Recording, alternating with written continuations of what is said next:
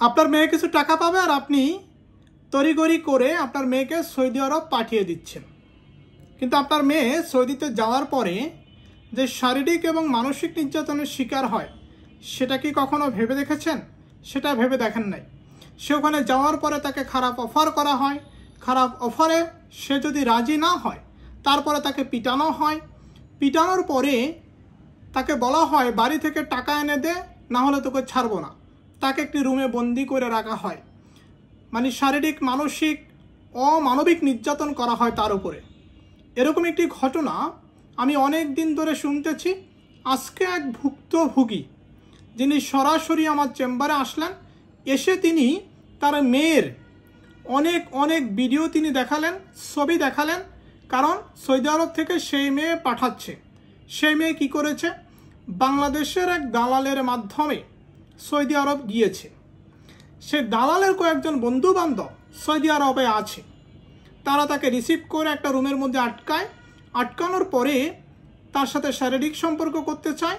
সে যখন রাজি হয় না তখন তাকে ইচ্ছা মতো পিটানো হয়। এখন বলতেছে যে যদি কিছু টাকা পাঠানো হয়, 3.5 লাখ টাকা পাঠানো হয়, তাহলে তাকে ছেড়ে দেওয়া হবে।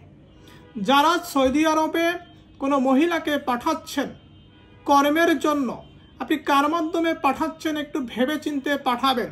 শুধুমাত্র 20-30 হাজার টাকার লোভে কোনো মেয়ের যেন এরকম না হয়, এই ব্যাপারে সতর্ক থাকবেন।